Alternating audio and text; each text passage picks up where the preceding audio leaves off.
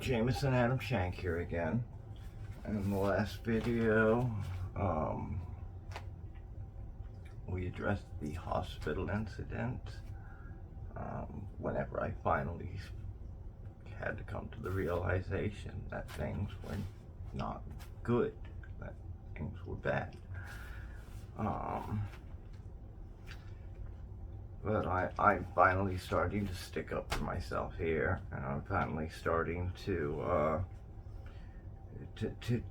basically try to break her grasp over me, break my sister's grasp over me. Summary of the situation of the first two videos.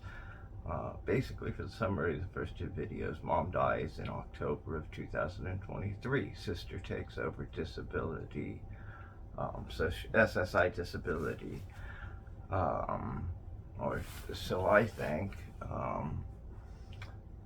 Will to not be in a will. You guys watched the last couple of videos. There are a few things we're going to touch back upon before we move on to the December 23rd incident. Basically, okay, October mom dies. Everything goes fine with sister and taking over disability until about February.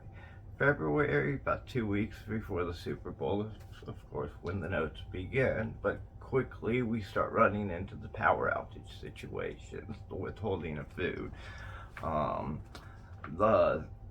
the late electric bills with the power going out to start, but then comes the internet being turned on without the internet device, and then Spectrum calling me to let me know that, these phone bills have started piling up, which she would keep on doing the late phone bills right up until this company took over. They would even get stuck with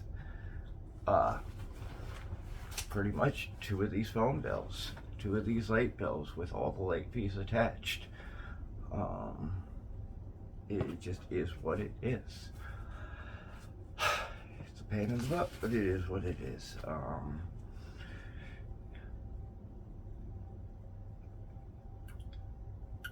Okay, but at first, one thing I didn't touch on at first. One thing I didn't touch on in the last video is the span between grocery trips kept getting longer and longer. I think I briefly touched upon this.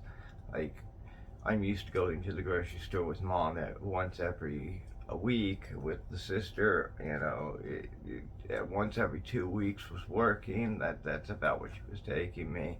It got to a point to where it was more like once a month.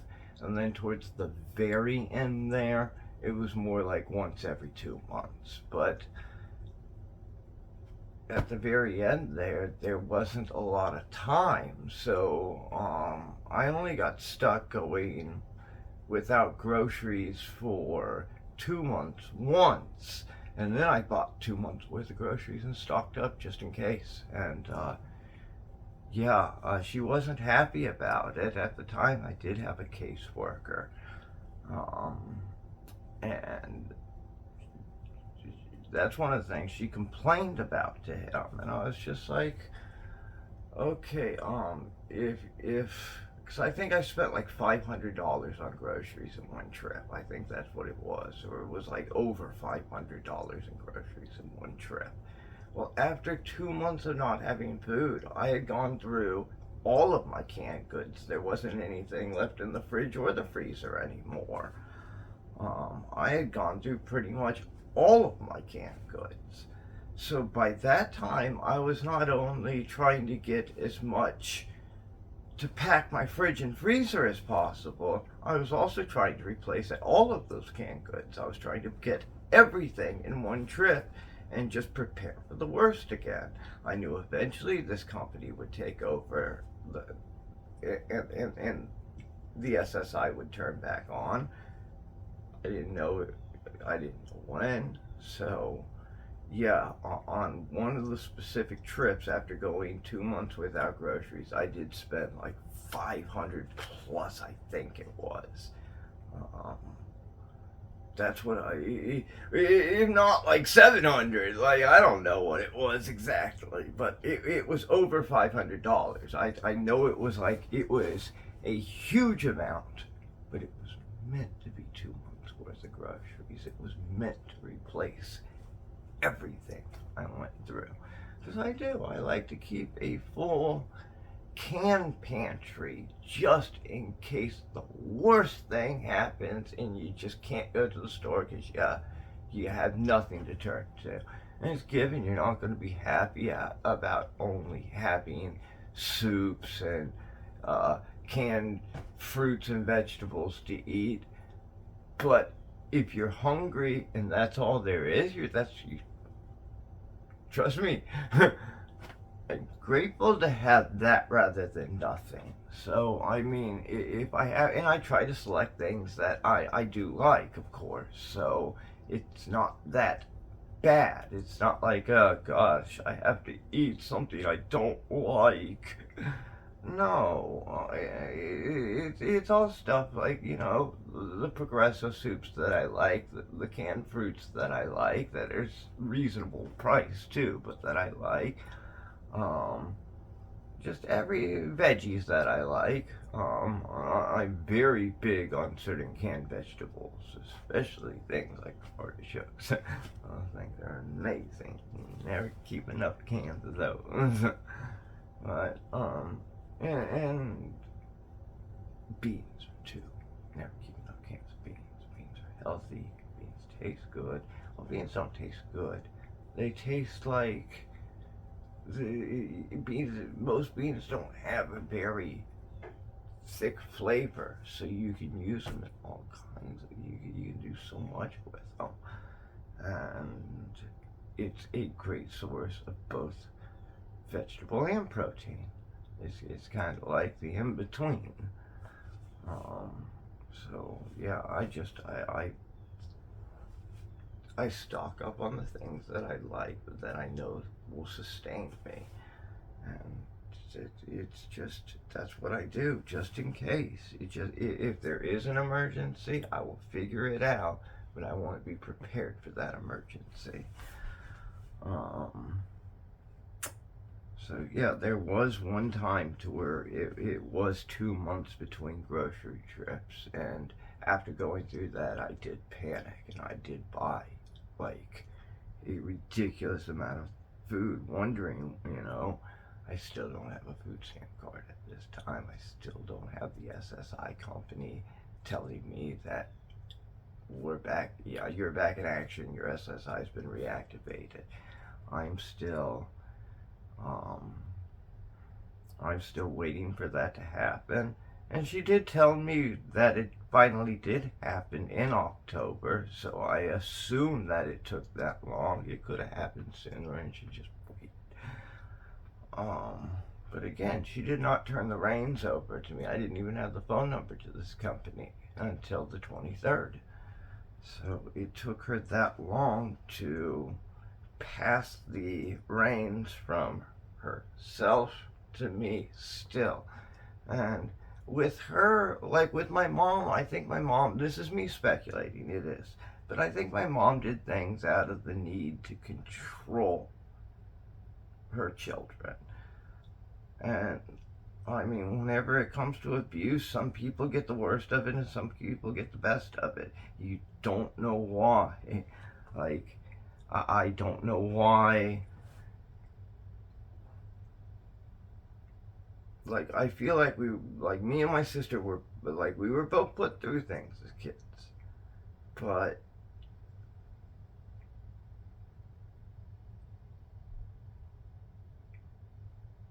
I mean, my dad especially was a tough person. But whenever it comes to the relationship with our mother, it's like, for some reason, my mom chose to. My sister gets the dad inheritance, and we just pretend it never happened, and Jamie just doesn't know about it until magically Aunt Becky tells him about it, and now all of a sudden it's out, and now I'm finding out about that right as I'm going through both hospitalization and uh, finally accepting that, you know, it really is a bad situation, and I really did have to find a way to get out of it, report it, just get out of it. And it kept on, it keeps on getting worse before it gets any better. There were also some storms that I talked about in the last video around that time. And there was supposed to be a storm relief fund that my sister, again, was supposed to help me apply for, but never did. She did it for herself. She just didn't bother whenever it came to doing it for both of us. I knew about it. I wanted in on it. And I do not have a vehicle. I did not have internet at the time. Before my mom died, I really was like dependent on my mom. Some things had happened to where I wasn't doing so good in life anymore. Like I wasn't, and I had no idea that they had anything to do with these things. I mean, this is very new to me. This is December 23rd. I learned this. I might have suspected in the past. There was one situation to where they were laughing about. Well, actually, it was whenever I tried to publish my novels, and the whole thing was a disaster with this scam agency called BK Nelson. But there was one day where I was like something had triggered me. So it was like I was complaining. Complaining. I'm gonna go ahead and use the word complaining. I was complaining about life and how, like, whenever you get trapped into these abusive situations, and you get trapped into these situations to where you put your heart and soul into something just to get scammed. I mean, it's such a head trip of a setback. I mean, it is like, that's something I know, like, I could have done with my life to at least make a little extra money, and now next thing I know, I'm in a scam. I have no money, and I'm reeling, like, how do I move on from here? And I still haven't figured it out. I don't know what to do. Like, I've got some ideas, but I mean, it's not like the difference between having a professional helping you through things and you trying to do things yourself is an amateur versus professional. You can't compare. They know what they're doing, you don't. Like, I can professionally write music. Like, I'm really, really good at that. There's a million virtuosos out there that are a million times better than me, but it's something I'm really good at. And the other thing I can do, I'm really good at writing novels. And that's where, like, there's a million virtuosos out there in the music industry. I mean, like, okay, mainstream music, okay, given, it's more of an act than it is about the theory and you turn to what they're doing with film compositions and what they're doing with some of the actual orchestral stuff these days, and Mozart would be happy. Let's just put it that way. Mozart would be happy. It's amazing, some of the things that I hear, but I have to go looking for it. And again, a lot of it, whenever it comes to where I can find it in the mainstream, it's showing up on television, it's showing up in movies, it's showing up in orchestras. If you track down orchestra performances, for example, just on YouTube following the BBC, you're bound to find some things that are gonna be like, wow, what did I just hear? I mean, that was comparative to anything. Fuck, or like I'm saying, Mozart, Beethoven, like all the greats. It's amazing. And heck, whenever it comes to even my own style of music, I mean, even some of these video games, it's like, where do they get these guys from? Because they know exactly what they're doing, and they can do it better than anybody else. Some of them, but you find the same thing with film. I mean, it's just there are some Picassos out there right now in the music industry. You just gotta know where to look. Um, and literature isn't as popular as it used to be. So, I mean, good luck reaching a Dan Brown status these days, or Stephen King, John Grisham, the popular ones. But that doesn't mean you can't make a little money off of writing. That doesn't mean you can't put a project out there. And I mean, there's just like there's circles in music and the different genres and the different styles, there's circles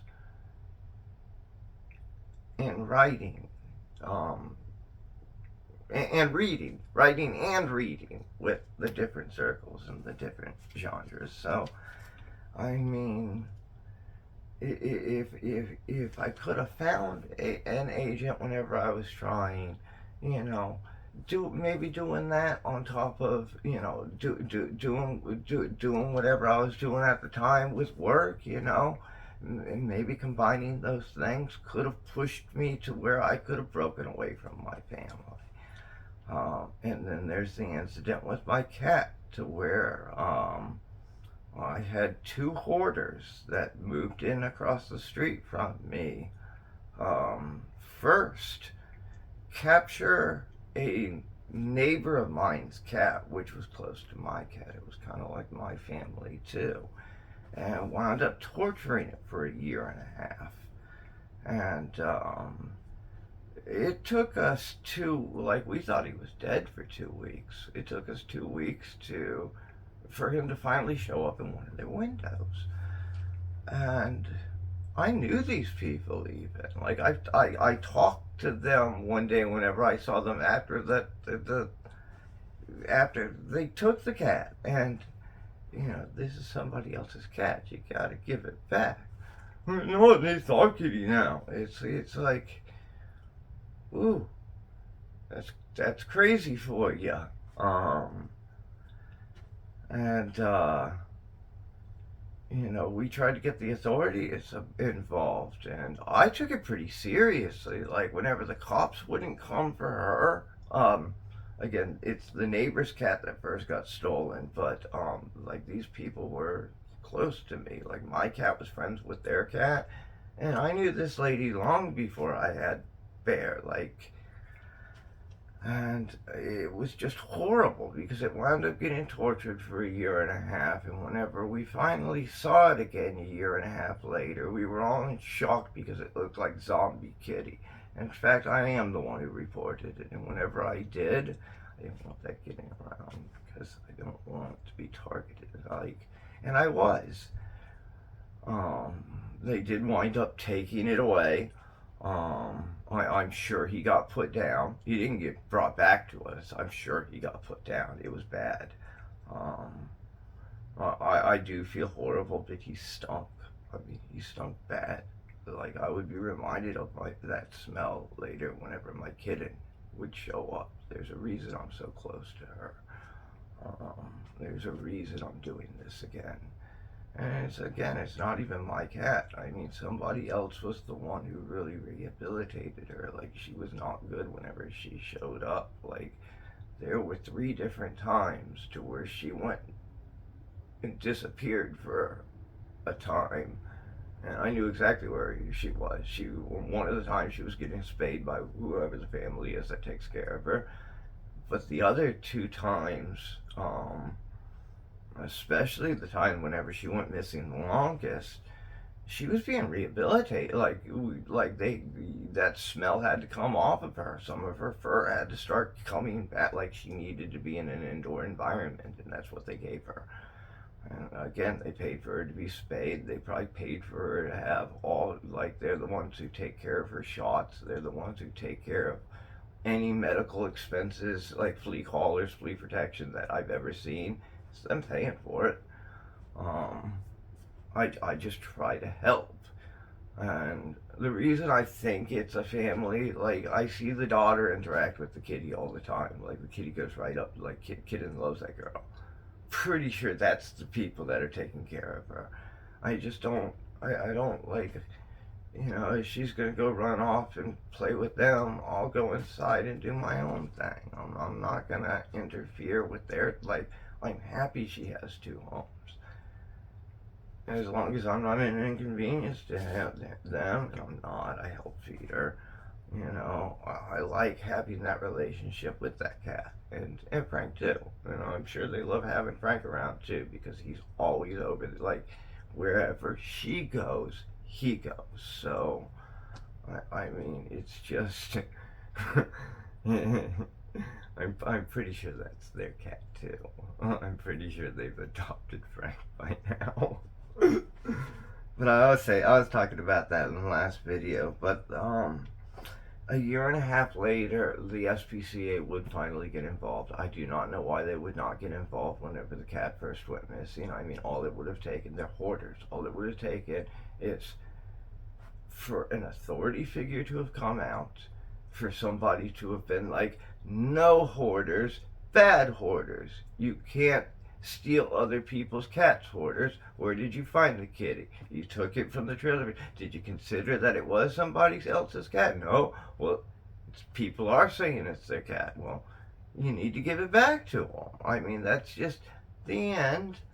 No charges pressed. No big deal. Let it go at that. Don't take other people's.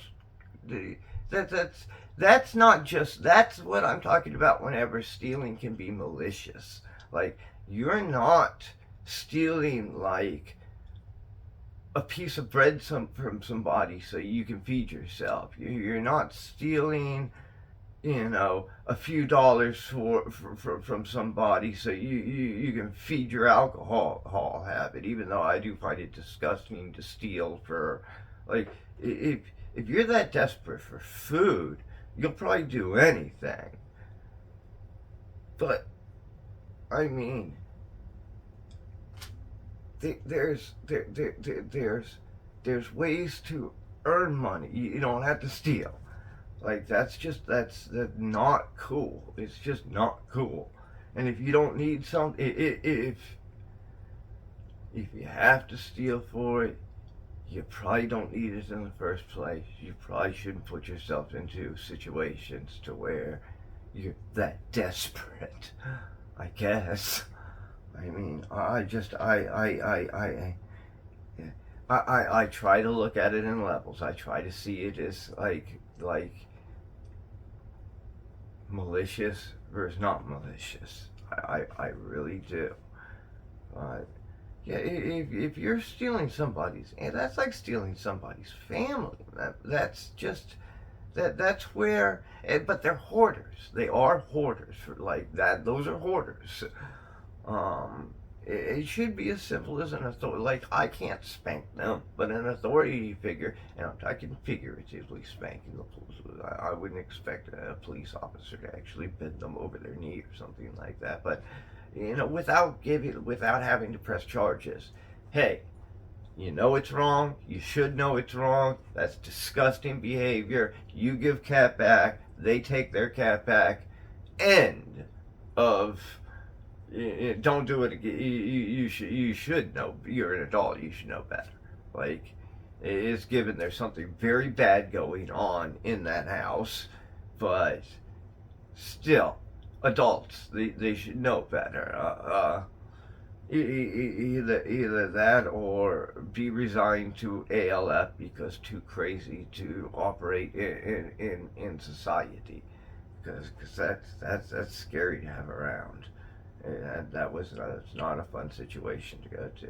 But then, like, also, like, after the big guy situation ended and it was finally taken away, probably to be put down, I really did love that cat because, first off, I knew him even before I knew Bear. I just wasn't as close to him until Bear came into his life, like, whenever they started interacting. Um, but 2 months after Big Guy was taken out of that home and something was finally done, which they're still there. Like I'm saying, my that's where my kidding comes from.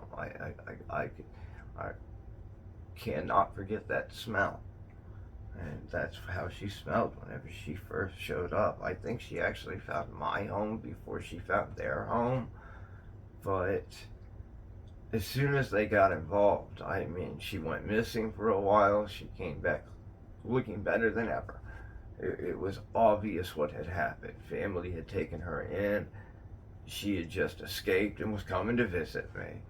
And it wasn't just was escaping and coming to visit me. It was like they were putting her through processes. I know one of them for sure. One day she wasn't a fixed cat. One day she was a fixed cat. And she disappeared for a while between that process. So I kind of have a feeling that was all the real medical processes right there, including spaying for sure. So I'm just assuming that the other ones were the same thing. They were some kind of, they were putting her through healing processes to where she just was not allowed outside. And then she would be allowed outside for a couple of weeks. She would get her couple of weeks of, yeah, you get to go back out and have fun. But then another healing process. Maybe it would be defleeing, maybe it would be deworming. I mean, yeah, maybe it would be. I mean, I don't see why you got to get your cats their rabies shots, but I don't see why that would disable it from going outside. But I'm just trying to list off different processes that I know we put our cats through because we love them and it protects them. So I'm just trying to think, like, like every time she looked better and better. That's why I acknowledge it as being their cat. But yeah, it was. This is the situation that really did me in. The first thing I went through was that agent situation. Like, not even a year later, maybe closer to 6 months later, I'm being put through this situation with Big Guy, and then 2 months after Big Guy is rescued, Bear just goes missing one day, like during the daytime too. Like this specific day, like I was working at the time doing construction, like construction and landscaping. So I really, like, some days I came home and I just needed to crash, and this was actually one of my days off. I was home all day that day. I had seen him at 2 p.m. He was around. He had come in and eaten lunch. He had played with me. We had interacted, and he had run off again. Whenever it came about sundown is whenever I started calling him for dinner. And I mean, he would not come for the life of him. This was not uncommon. My cat's stubborn. Sometimes he doesn't want to come.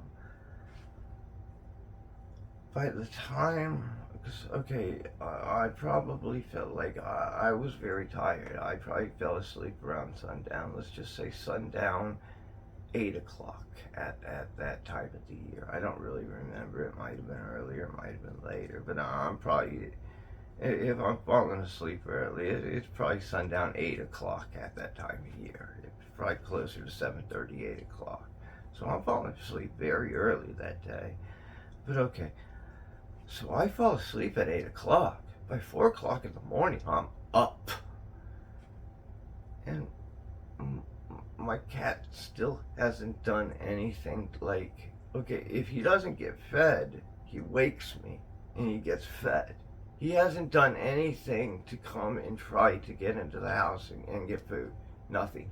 Nothing. Or into the trailer to get food. I sometimes call my trailer my house, so forgive me.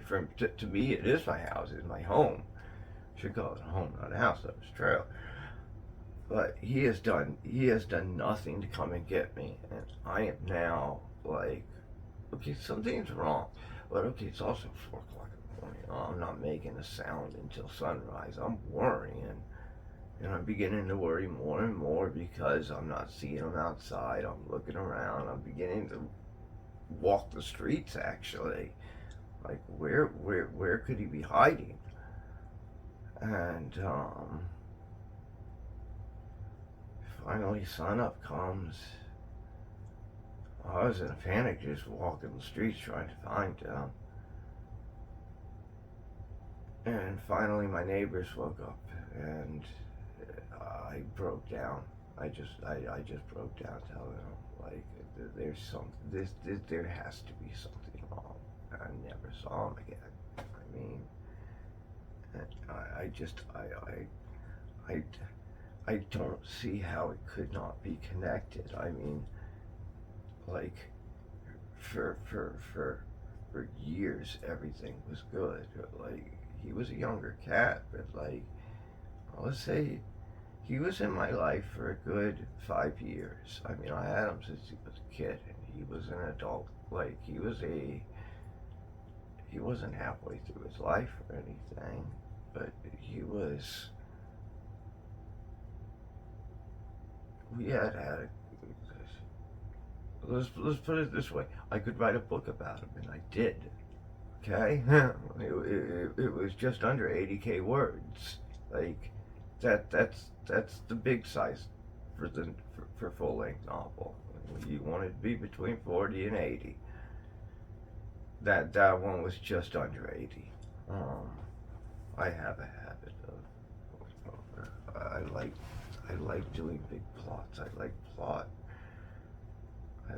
I only do whenever I do my novels. They're always big novels. They're always fiction based. I have a universe that I work from. There's always a lore port to it, but there's always a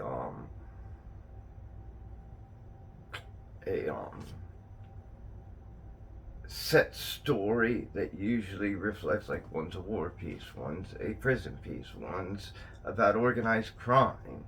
I actually introduced one of the main characters right there. One's about one's the pet novel, but I actually did that to where I pushed it through my saga to where it connects to one of the main characters. It was fun to do. It's kind of like combining. I've found 2 ways to connect sort of true stories to, well, Kapuka would be a true story, to that universe, to writing in my own universe. It's fun. And I mean, my goal back then was working everything towards a saga, a second saga. I've got a backstory plan. It was just playing off of that universe. And I like whenever I write my songs for music, I write to teach. I don't have, I try to catch on to things that either help with technique or help with theory, and explore a concept that I catch on to that's worth really exploring to its fullest. If it's not worth memorizing, I don't keep it. If it's worth memorizing and constantly coming back to because I think it improves me, those are the things that I look for. With writing, it's kind of the same thing. I try to maximize my technique, but to do that, it's always about having all this plot to select from and putting it together to where proper pacing is dedicated to everything, but also to where it ties together and actually makes for a connection, making things interesting. I mean, you want a certain degree of foreshadowing in your stories. You want a certain degree of connection in your stories. You want a certain degree of relation in your stories. And then every once in a while, you want to explore something more extreme in this direction, more extreme in this direction, just to show that, hey, I can mimic that great, or I can mimic this great. You don't want to mimic though, but inspiration is not a bad thing to take from the greats. So, get the word, like, let's throw out that word mimic, but I mean, to find inspiration, it's never a bad thing. To see something amazing done and be like, I recognize the technique. I can find a way to work that eventually, and then whenever that thing that it's like, well, I could use that technique right there. That would be meant for it, and you do it. I mean, you're honoring the person you learn from, and you're getting to use something amazing in a proper fashion. So I look for opportunities to do that. I try to build my plot around that. And with the pacing, it's just what does plot deserve pacing wise, and how do we make that spread, not just in one direction, but you want things to connect. And the more you do of it, that's the greater, it's cool. And it just makes for cool. It makes for fun. It also makes for the, like, once you get caught up in it, it can make things get long. And I made the mistake with my first two stories, not knowing how long could be. Like, I guess I didn't realize I was writing 4 mini books. I was just trying to explore this idea of elongated chapters with sub-chapters to where it kind of is its own story. Let's just put it this way, the handwritten versions, they were smaller than the final version. I don't know what happened. I guess I got carried away. So, I mean,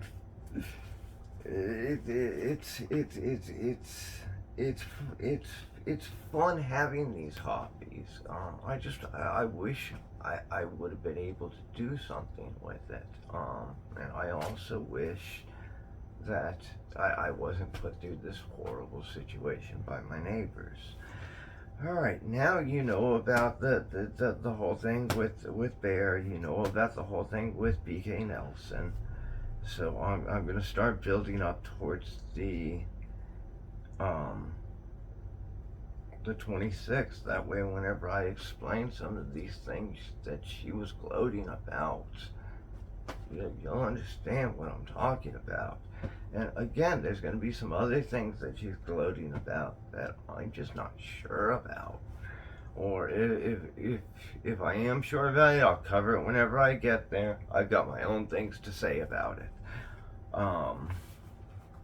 And it needs to come up there, not here. You need to know about this in advance. That needs to be covered when we get there. Okay, so again, with the storms, I mean, first off, the relief damage, whenever she filled hers out, mine should have been filled out with it. She should have done the two together. I requested that she do that. It was very, that already know that she's hustling me. I've already been through the hospital incident, but it's just kind of like, you filled yours out without my thanks. It's just another blow, and it becomes another note to write down. Also with the storms, there was another instance to where I lost power. I don't have the date written down here. I think it was October of 2024, though. I remember it being a storm that hit late in the year. Um, they usually don't hit where I am in East Florida. Well, I'm sorry, West Florida. Other coast, not East Coast. That's the Atlantic. We're on the Gulf. I'm sorry about that. They usually just don't hit here. Every once in a while we'll get them, and they won't be full force. Every once in a while we'll get a full force one and lose electric for a little while. We got 2 in 1 year last year. It was crazy. And one of them was, it still felt late in the year, but it was closer to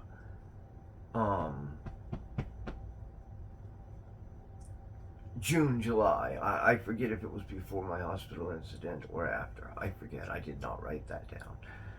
The second one I did write down, and I believe if I remember correctly, it's not right here in this part of the journal. It wouldn't be in that journal though either. That's something else that I have stacked to the side here just as a reminder about certain things and page numbers. But it will be in this journal, and I believe it will say October. It was the second storm. And whenever that happened, Carrie has a generator. Carrie took a bunch of my food to keep it good. But whenever it came to getting that food back, she just, no. And I don't think it's because she needed food. I think it was just, let's see him go without food again for a while. I mean, eventually they'll get it back, but just because we can. No, I don't feel like doing that today. Hey, when are you going to bring my food back then? Oh, you know what? I'll bring it back in. Oh, I think I have some time 2 days from now. Okay, that's fine. 2 days will go by. Oh, I was too busy. It's just like I'm not playing these games. So that's whenever I called directions. And this was in August. Wait.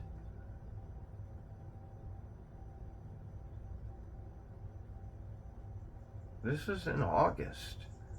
Okay, it was late August whenever the second storm hit. It wasn't October. Like I'm saying, the note's somewhere else in this journal. It would have been. It wouldn't have been August. It was a late storm. It wouldn't have been. It wouldn't have been October. It would have been August. Both of them were late, or both of them felt late. The first one wasn't actually late. It just felt late. But it was in, I think, before I went into the hospital. After, I can't remember, and I don't have it written down.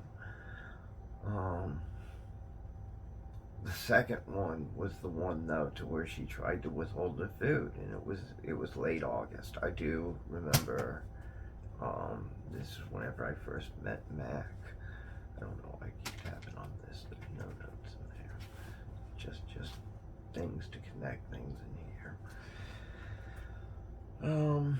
And this is where I first really informed directions about like what happened with the hospital, how I'm getting everything switched over.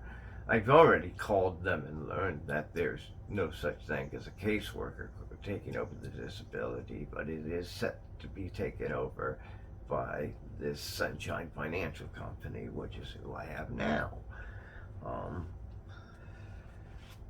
And this is whenever I first I called directions asking for help pretty much because my sister's abusing my disability with like all legal matters, withholding food from me. I mean, all legal type things. And I want to both report it and document it and figure out what steps to take. I've already talked to somebody at the hospital. I told them about, I think it was Jennifer. I am going to make sure I get her name right. But I think it was Jennifer at the hospital. And I know now that, from what she's telling me, my next step has to be, Jennifer is correct, my next step has to be, because I also, I mean, I tried the police. They just tell you it's a civil matter. And there's going to come up a police situation again. And the result of that is going to be a pamphlet here for a Suncoast Incorporated. This is not my financial service. This is a Suncoast Center Incorporated. My financial service is a Sunshine. This is a different type of directions type place, I'm sure. Something to do with let's see, what is this on here again? Group therapies, working through things, parenting assistance. Oh, it mentions child abuse on here. It mentions, oh, it's good, they have suicide preventions. They have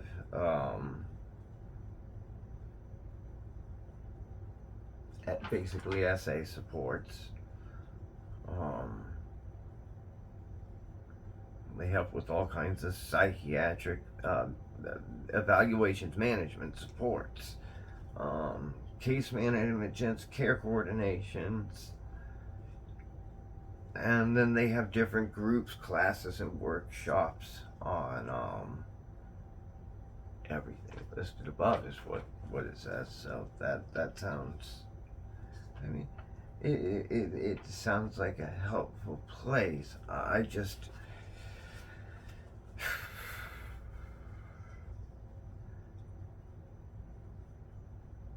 yeah, I need somebody who will help me legally deal with this. I don't need another directions that is just going to tell me, oh, we'll help you figure out how to report this, just to basically gaslight me and do everything other than that, because they're not allowed to do anything. They're not allowed to get involved. They're not allowed to do anything with legal matters, which just makes me wonder why they got involved that first day. But this would lead into Mac and 4 months of me getting gaslighted, thinking that directions was, the caseworker was going to help me figure this out, help me get numbers off the internet, because that was a big deal with me. I don't have internet. Alright. I'm just figuring out, I just got this phone that I'm recording on right now. I'm just figuring out ways to start accessing the internet. I'm going to clean these real quick. I'm way off.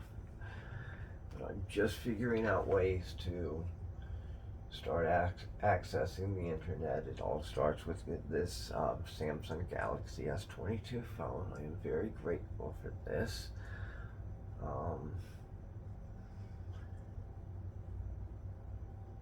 But back then, there was no ability to access the internet for me. I did not have the same people in my life back then, actually, because of the things that happened with Bear and the things that happened with that agent.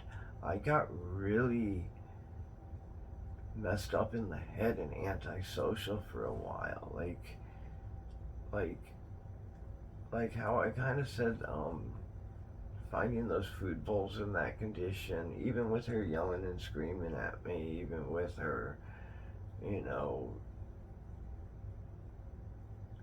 even with everything else that happened with the hospital incident, getting home and finding those death trays was the thing that really made me go, like, you're not only trying to hurt me, you're trying to hurt, like, you're taking things out on you're punishing my cats to punish me, and I don't understand why I'm even getting punished in the first place. I mean, like I didn't even go into that hospital the first time saying anything bad about her. I was still like, things can't be as bad as what they are. Oh no, that was the 180 shift that I was talking about. In the previous video, that was whenever I went from this might be bad, but I hope it's not. Nobody could be that bad. It's got to be not as bad as to. Oh man, things are bad. How bad are they really? Like this was not fun to go through. This is a little worrisome and scary. And like, what do I not know about?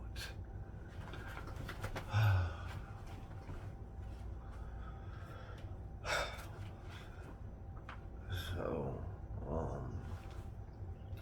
for 4 months, I have Mac telling me he's going to help me report this. And for 4 months, I'm just, what?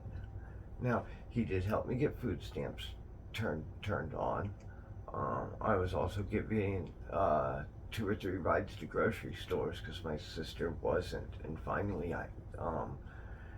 now this was not before I had my own money, but Mac was with me up until about February. So come about the 23rd, December 23rd, whenever the last contact I had with my sister, whenever she finally gave me the number and all the information, and I got to talk to the Sunshine Company that's going to be handling my finances.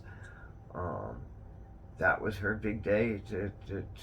That she picked that day on for a reason. She picked 2 days before Christmas to gloat about what she can get away with, and she thinks.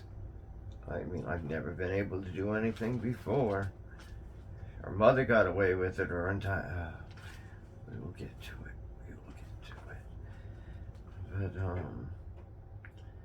the whole thing with directions, I just didn't like being told that, like, over and over again by Mac. Like, I could have been trying to report this to somebody who could help me. Don't tell me over and over you're going to help me find the resources to deal with a legal matter.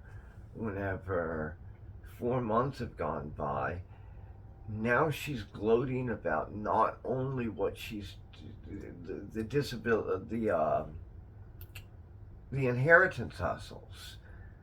And took you with Dad, I'll take you again with Mom too. There's nothing you can do.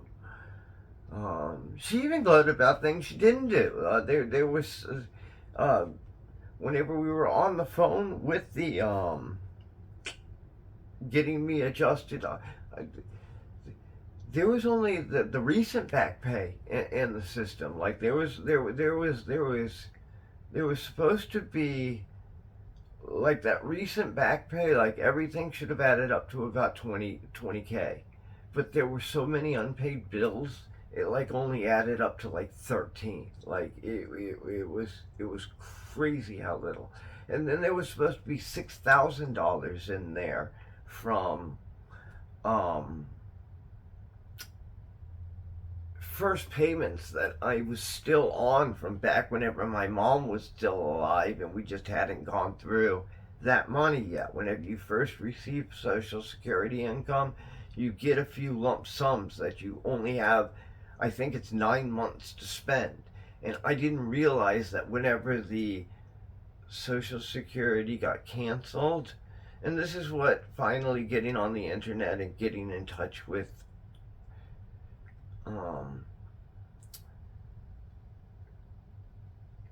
people from the past that know how to handle, like, they're the ones who helped me get this phone. They're the ones who are just trying to help me find some ways to make my life better and cope with this situation.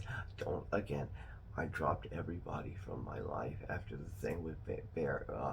First the agent thing, and then Bear, and the way like just people treated me, especially with the Bear thing. Like my boy didn't matter. Like,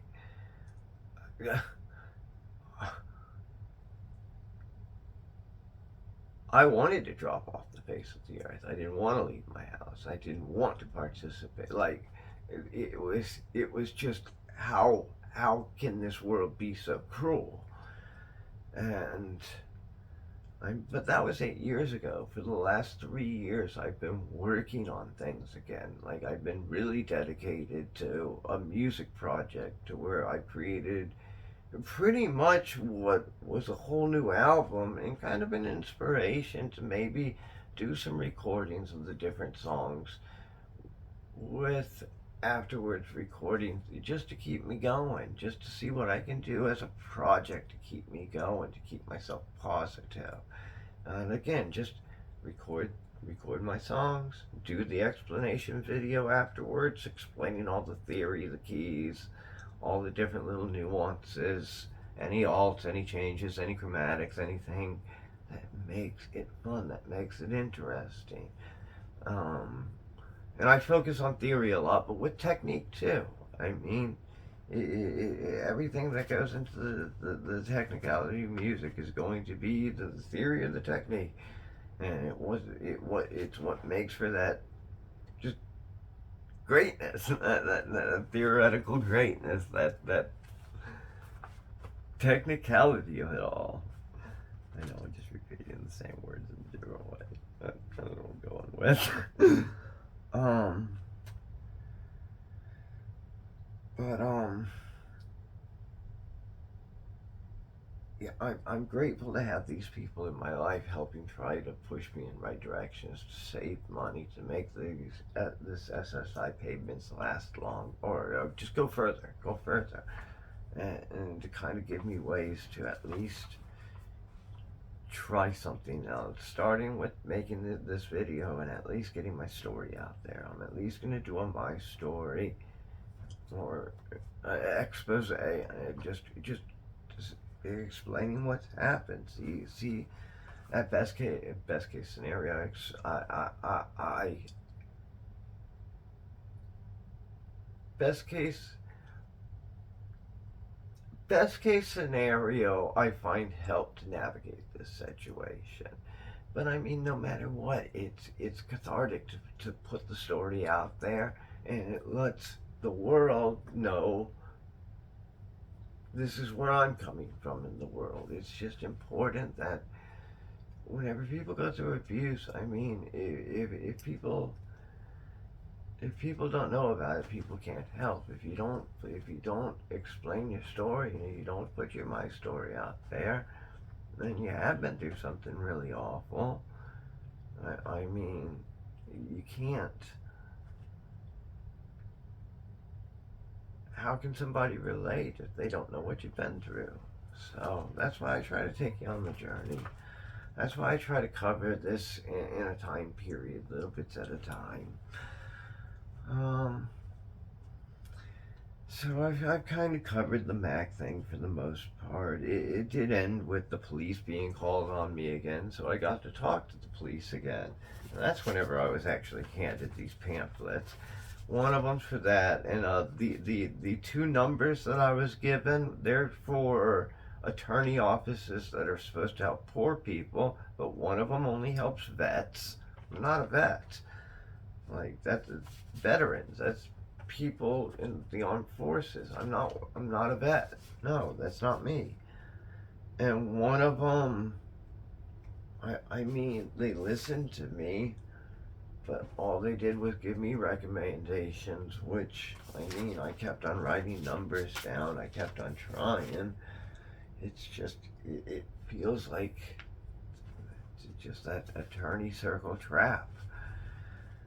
And after you're calling the same places again, it does get a little.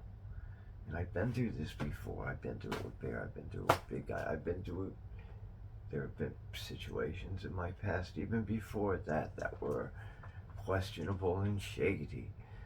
And I mean, whenever you're, my own sister gloats about how she's done two different inheritance schemes. She's actually the one who set me up with that fake agent. She gloated about it. Her and her mother did that. She gloated about it. She gloated about getting me arrested. I'm pretty sure she means arrested for smoking pot. I am pretty sure I know what she means. So that's what it was for. It wasn't for anything. Uh, I like pot. I have no problem with people smoking pot. I do have a problem with hard drugs like cocaine. I'm not, I don't want to be around people like that. And I have a bad feeling that might be one of the drugs that has been ripping my family apart. But she's got my dad's personality. She's always been a bit of a hostile person. But I talked to somebody who knows both me and my sister. I mean, I don't know. Maybe I'm an idiot. Maybe I do live myself into maybe I do live in denial a lot whenever it comes to like not accepting that things are bad, and seeing things and being like, oh, it can't be that bad. I mean, I maybe I just want to believe that people aren't bad too much. Yeah. I mean, my friend JB clued me in on some things, even some things that I myself had seen. I mean, she bragged about it to him too. Different things, but to him too. Like, Jamie saw this and he still didn't say anything or know what to say. I mean, he knows. But I did, and I did say something, but I mean, in a hospital. She's snorting cocaine in a hospital. I mean, of course I want to assume that's not what it is. Of course I want to assume that it's probably just some type of her own medication. She's probably not supposed to be doing it that way, but it's probably some type of her own medication. That can't be what I think it is. Now, Johnny confirmed it. Johnny was like, dude, you caught her. That's what she was doing, was snorting cocaine. Supposedly she has some kind of trick to where she can stick a straw through her septum. And Johnny was like, she was having fun bragging about this stuff to me too. Me and Johnny weren't talking at the time, so she thought she could just tell him anything. And well, I know this is somebody who knows my sister. Once things started going bad, of course, like, I know this person. Like, that's not somebody who's just gonna side with you. Like, if they think things are as bad as what I'm telling them, yeah, they all of a sudden, they're gonna tell me what they know. That way they can help protect me because they're seeing it too now. Like, they've been seeing it. We just haven't been on talking terms. But supposedly, yeah, I had already seen it. I just didn't want to believe it. And Johnny's like, yeah, she did this straw through the septum trick that she just had to show me. Johnny's anti-cocaine. Like, he smokes pot. He does medication that are prescribed to him and nothing more. Like, he's not somebody going out and doing stupid things. Definitely not cocaine. Like, that's a very anti-cocaine person. He had a problem with it whenever he was young, and very anti-cocaine person. I really do not see him partying with my sister on cocaine. She needed to let him know because she likes gloating about things, which makes me wonder how many people in my family can confirm what I'm saying. I mean, supposedly, now this bothers me, but okay, Mom knew, but Mom's dead. Supposedly, my oldest niece knows about a lot of this. Like, supposedly, my oldest niece, like, okay, there's a difference between knowing and being complicit. Let me state that right now. And whenever my sister was gloating about this, she wasn't exactly being nice. So, she was, ha ha ha, everybody knew but you. You're saying my mother knew all of this. Ha ha ha ha ha, of course, you're just so stupid, you're the last to know. Are you saying Brooke knew about all this? Of course, you're the last to know. Well, that's a little disturbing right there. It's like, you're passing on. Kid, and you gotta hold on one moment, please. And there it is. she wants, and I am going to have to get to her in a moment, but we are going to finish this first. I need to be done with this. These are hard. These are emotional. But she, I mean, crying out loud, you're throwing your own daughter under the bus as being complicit, and that just bothers me because it's like more generational abuse. Are you gonna tell me it's okay for my older niece to hurt my younger niece, or my younger niece to hurt my older niece?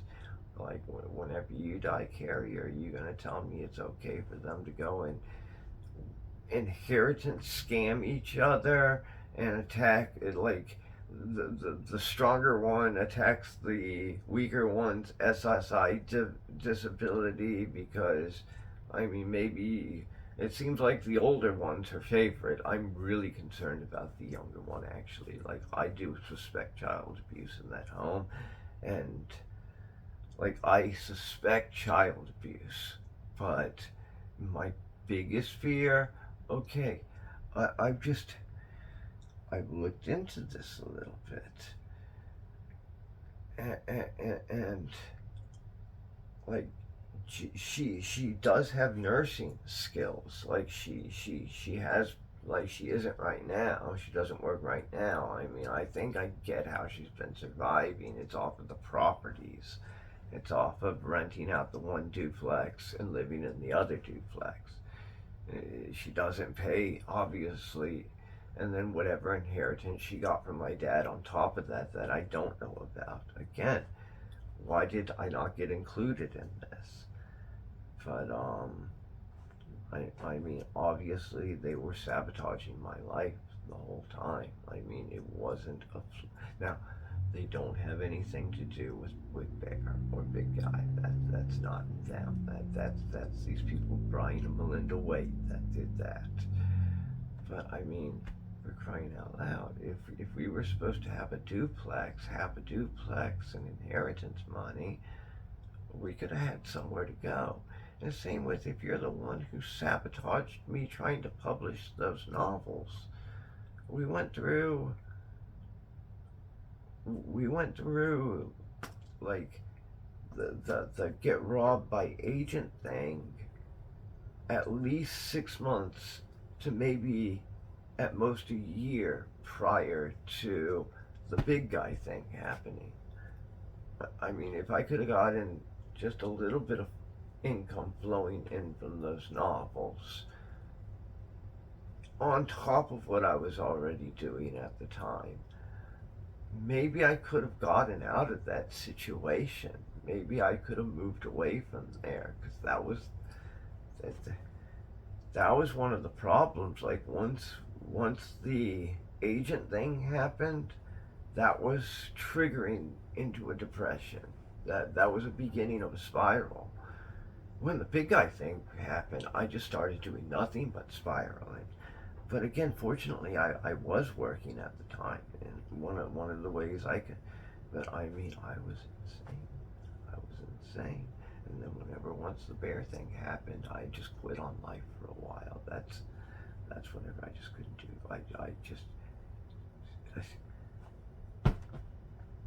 The way I was treated, the way we were treated, both in the Big Guy situation, and then now my boy is. I mean, I feel like I'll go to hell for sacrificing Big Guy. I did. I was like, you know what? There's nothing I can. I tried. Everybody's against me. There's nobody I can contact to help this cat. The SPCA won't come out. PETA doesn't care. I mean, nobody's responding the way I want. Neighbors are not responding the way I want. The police don't. I mean, I feel all it would take is, come on, they're hoarders. If we just come out with an authority figure that's not me, I'm not an authority figure. If an authority figure just comes out and tells them, hey, this is not okay. You can't be stealing cats. It doesn't matter if it's a police officer or somebody from the SPCA. Just says, Somebody's got to tell them this is wrong. Nobody will come out and do it though. And I mean,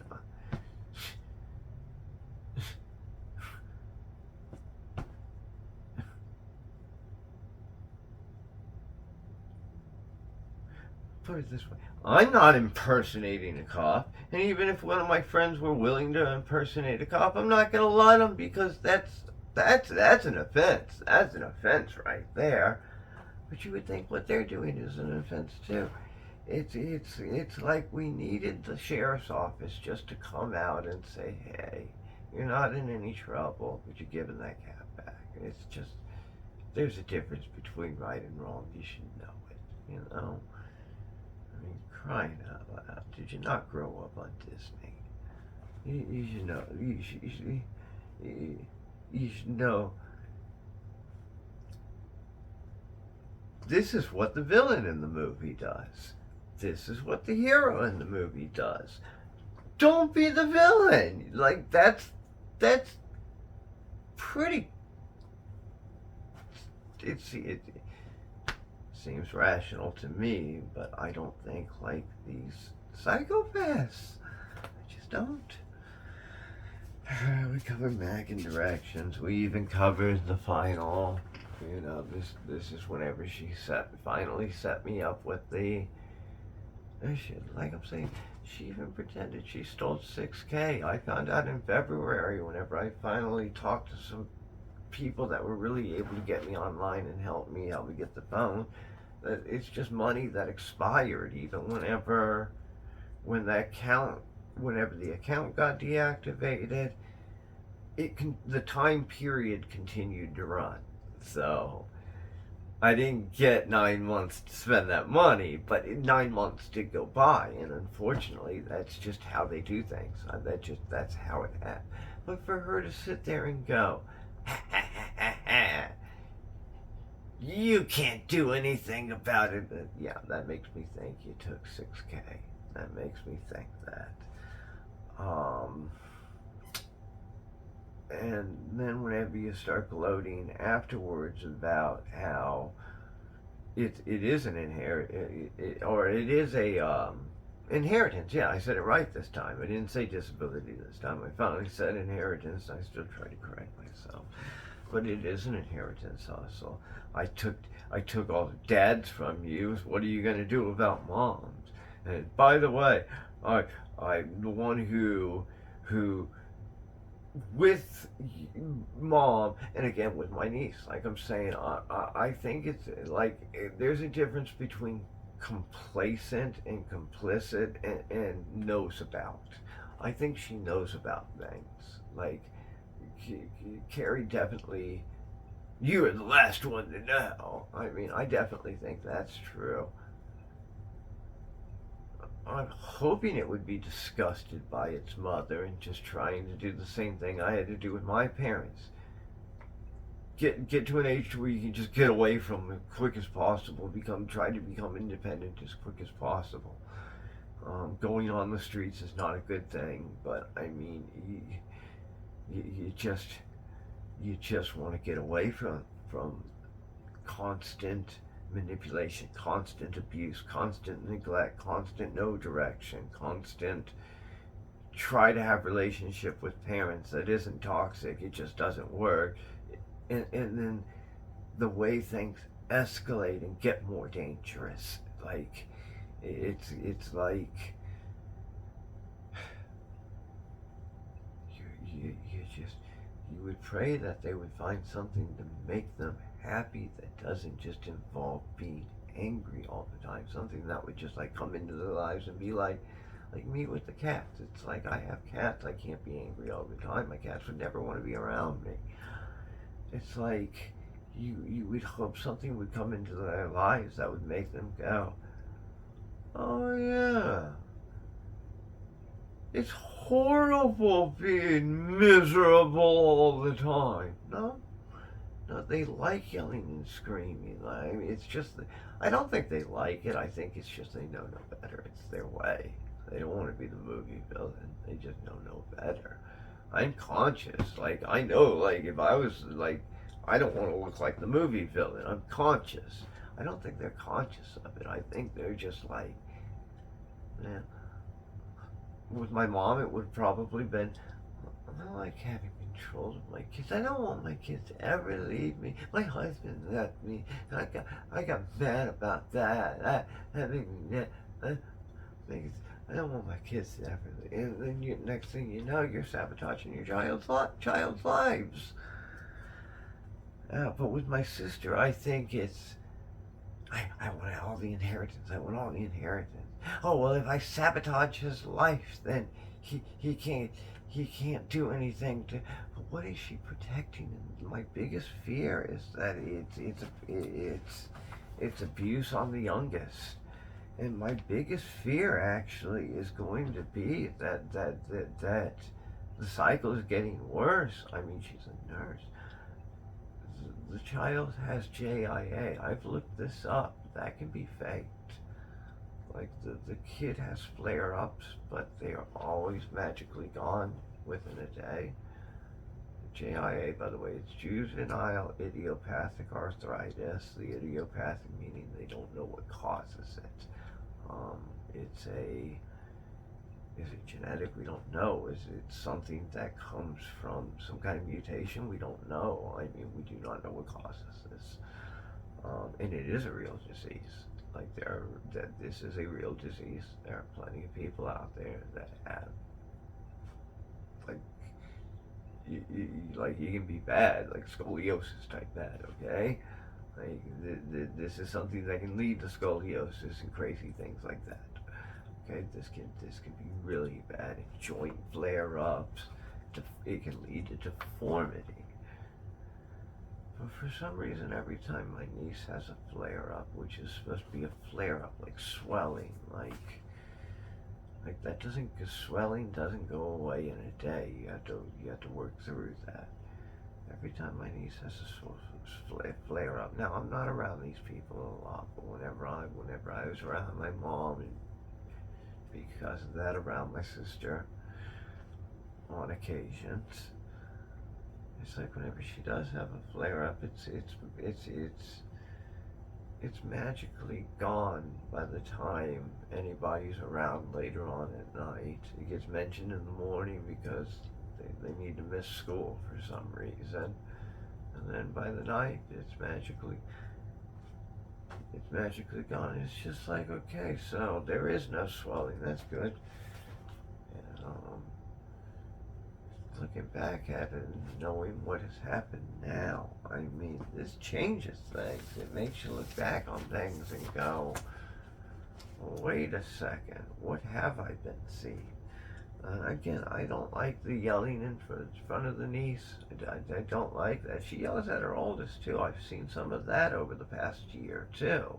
Over that, from October 2023 to December 23rd, 2024, when she was playing control with my disability.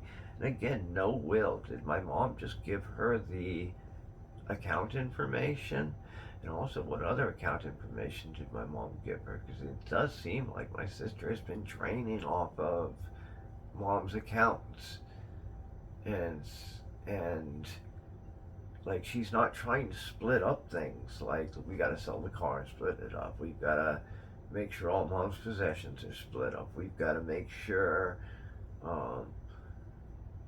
any cash assets are split up. I mean, she's not doing that at all. She's got the attorney trying to buy me out of the house, which I did call that attorney back in February also, and let him know, like, she just cannot owe me anything. Like, whatever happens with probate, like, she bragged. Like, I mentioned it to him whenever I was in there about how I don't understand. She bragged about how it was all a scandal, amongst other things, is what I told him. She's done some horrible things to me in my life, and she wanted to let me know about it, and she did. But the main thing is I won't be having any more contact with her. the whole thing with her taking over my disability seems to be a scam, since there was no will or paperwork leaving it over to her. She just fraudulently took over my disability, is what it seems. I mean, but again, it was presented like there was a will, like there was paperwork. Well, there was errors in the paperwork. That's why the disability got cut off.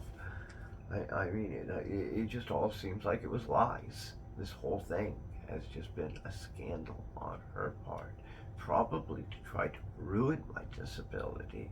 Fortunately, that hospital incident, which was not fun to go through, turned out to be, another one of those blessings in disguise. Like, what if her goal was just your disability just never gets turned back on, and enough time passes and it's just like you've never had it? What if that was her goal? And unfortunately, that hospital incident is what flipped her gears and got her not only to contact Sunshine and get it set up through them and get it turned back on, but also to at least introduce me to that attorney. At least I know about him. So I don't trust the guy. I don't. He said he would get back to me whenever I told him about how she was bragging about the prior, with my dad's inheritance, the prior hustle, and how they just left me out of it, both her and my mom. And then she's bragging about how she's using this like she's trying to hurt me, because she's going to take as much as she can out of this inheritance too. Even made it look like she stole that 6K, but like I'm saying, we looked it up. Like, I'm pretty sure it timed out. I'm pretty sure she at least didn't do that. But I think it's another way, like, you mix the truth with lies. It's another way to gaslight me and make me look crazy for thinking it's true. And I'm fortunate these people were there to just get on an internet with me, look up facts, and say, hey, here's a 9-month thing. This is what might have happened. At least I can say that's probably not what she did. At least I can, at least I'm not trying to say she did something she didn't. Like, what if that gets me into trouble? I mean, again, I'm trying to present things that I can prove, things that I know. Like, I really did get robbed by an agent. I don't know how to connect my sister to it, but she really did gloat about it. She really did take me for my father's inheritance. I really do believe the reason for all this mishandling of my SSI has been to try to ruin me, so I can't do anything about my mother's inheritance. If I'm too poor, she can just take it and I can't do anything about it. She can't leave me out of this one, but she can try to make my life so miserable to where I just can't do anything. So I've got to fight her now. I mean, I've got the reason I have the camera, the reason that I'm able to get back on my line right now. I had one more back payment coming up, and I didn't know about it. And so, I mean, it's not incredibly, it's not $6,000. It's about half that. It is about half that, a little less than half of that. And not $6,000. That's for sure. That money's gone. I'll never see it again. That's just the way this works. There's nothing I can do about that. I can ask for help, and I can tell my story. I mean, again, Pinellas County, Florida area. It's a really bad situation, but I mean,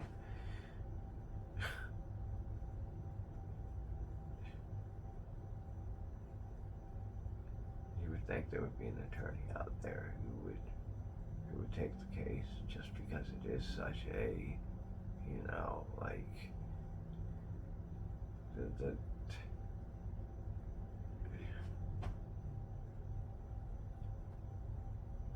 I know good people don't like seeing these kinds of things happen. There gotta be a few good attorneys out there, right, guys? Joke. Attorney jokes are funny. Oh, jokes are funny.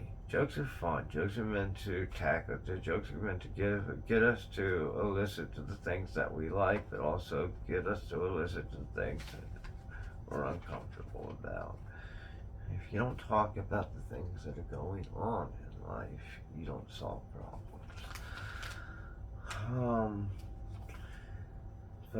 The things that like the things that worry me the most, like, okay, I know I don't like the fact that the kid's in this situation to where she's seen, like, you're teaching your children that it's okay to rob your sibling. Like, that's already okay. That's a bad situation for both of those kids to have been in. The oldest is in college, but the youngest is like the youngest. No, we're talking about like going to be going into middle school soon, sure, but still in elementary school. JIA patient. I mean, she got to take shots like freaking once every one once every 2 weeks, one every week. I mean, it's just not a. And now you've got me thinking, because of the things that I've been put through, is that all a scam for her to just feed off of? I mean, what is she doing? And with the way this family is abusive, it's just, I'm preparing for the worst. I know it's bad. I know it's not going to be like, I know that's going to be something that triggers me. I don't like seeing my cats abused. That's the thing that triggered me in the hospital. Not gonna like it whenever I wind up learning that my youngest niece is some kind of by proxy, Munchausen by proxy case. I'm not gonna like it whenever I learn that. I am preparing for the worst with that, because the flare ups don't make sense. If you're swelling, it's not, you have to sleep, let the body heal itself, let the swelling go. It just doesn't make sense. And it always seems like it's like, I see you use kid as excuse. I see you use kid as shield. I like, well, yeah, okay, if your kid's having a flare up, why don't you have doctors on standby that can just write you notes